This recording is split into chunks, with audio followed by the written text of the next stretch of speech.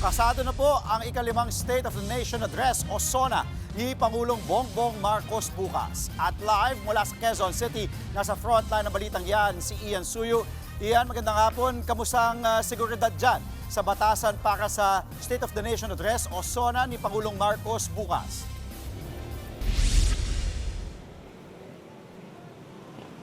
Andre, isang araw nga bago ang panglimang State of the Nation Address ni Pangulong Bongbong Marcos ay nagsimula na ring maghigpit ng seguridad dito sa palibot ng batasang pambansa. Bago pa man yan, ang ilang mga grupo naman nagpatikim na ng kani-kanilang mga kilos protesta at ang pangunahing puna nila ay yung kawalang aksyon umano ng Administrasyong Marcos sa iba't ibang problema ng bansa.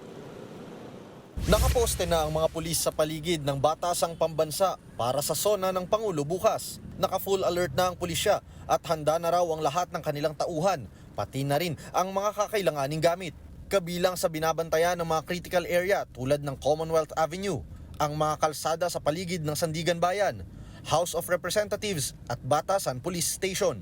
Samantala, una nang pinabulaanan ng PNP ang umano'y nationwide gun ban na ipatutupad sa araw ng SONA. Sa halip, hihigpitan daw nila ang pagbabawal sa pagdadala ng baril at ibang uri ng kagamitan sa ilang designated security areas. Nauna na ring nagpatupad ang MMDA at mga lokal na pamahalaan ng road closure at rerouting. Sa Maynila, sarado na ngayong araw ang ilang kalsada sa paligid ng Liwasang Bonifacio, Mendiola at ang Ayala Bridge. Sa Quezon City naman, magpapatupad na rin ng rerouting scheme sa Commonwealth Avenue. Maglalagay ng zipper lanes mula Elliptical Road hanggang Sandigan Bayan, maging sa Doña Carmen hanggang IPB Litex. Wala ring pasok bukas, all levels, private o public, ang Quezon City at Maynila para sa SONA. Ayon sa NCRPO, hindi bababa sa 21,000 na mga police personnel ang nakadeploy dito ngayon sa kahabaan ng Commonwealth Avenue pati na rin sa mga kalapit na lugar para masiguro ang seguridad. At inaasahan din kasi nila na magiging kabi-kabila ang mga kilos protesta mula sa mga pro at anti-administration groups. Pero ngayong weekend pa lang, nagpatikim na ng kilos protesta ang ilang grupo. Sa Baguio City, nagtipon-tipon sa kahabaan ng Session Road ang grupong Metro Baguio Seniors kontra Kurakot. Ang August 21 movement naman, nagmarcha kanina sa Makati kasama ang ilang civil rights group.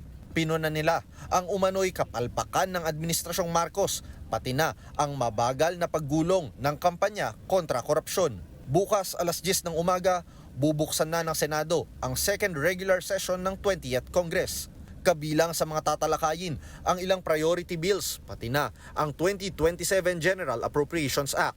Sunod nito, alas 4 ng hapon, magko-convene ang dalawang kapulungan para sa SONA ng Pangulo sa plenary hall ng Batasang Pambansa. Nauna nang sinabi ng Kamara na magiging simple at dignified ang SONA ngayong taon.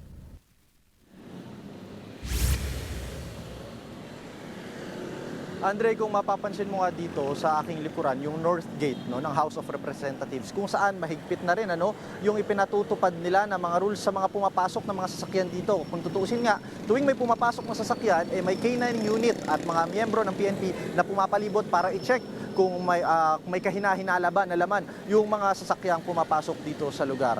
Paalala din natin sa ating mga kapatid na sa mga nais bumiyahe bukas ng umaga, mas mabuti po na obserbahan na at hanapin na yung mga alternatibong ruta within Quezon City at Manila upang hindi maipit sa magiging dagsa ng mga tao pati na rin ng mga kapulisan kung sakali man nadadaan po kayo around Commonwealth o sa may IPB area.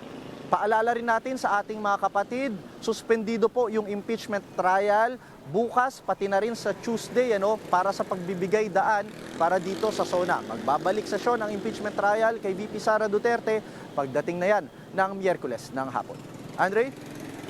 Maraming salamat sa mga paalala mo. Pero Ian, ngayon, nakikita nga natin yung seguridad dyan kung saan ka sa Gate 6. Nabanggit mo yung mga protesta, yung sa Baguio City, tapos yung sa Makati nga kanina. Pero yung mga protesta ng mga militanteng grupo bukas sa araw ng SONA mismo, Ian, saan sila magkakaroon ng mga programa?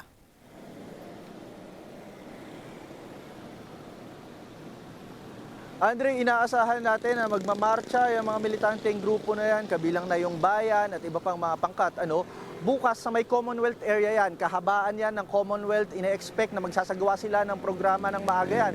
Usually, mga nakalipas na taon, 7 a.m., 8 a.m., nandyan na sila at nakahilera na yung mga grupo na yan at nagko-converge sila habang papalapit sa may Sandigan Bayan. Nakakuha rin tayo ng detalye na yung ilang mga grupo naman, yung mga pro-administration groups na nagbabalak na magsagawa ng kanilang programa ay pupwesto sa bahagi naman ng Sandigan Bayan. Andre? Sa ngayon, Ian, may nakikita daw bang seryosong banta? Uling katalungan na lang, may nakikita bang seryosong banta ang PNP para sa SONA bukas dahil nakikita na natin yung higpit na seguridad. Pero may nakikita ba silang real threat?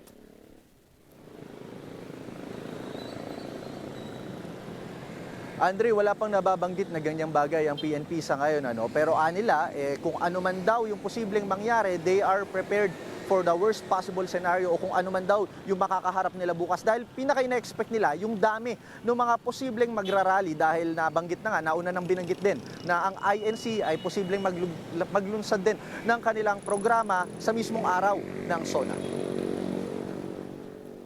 Maraming salamat sa lahat ng update, Ian. Ingat ka dyan. Live po mula sa Quezon City. Nasa frontline ng balitang yan, si Ian Suyo.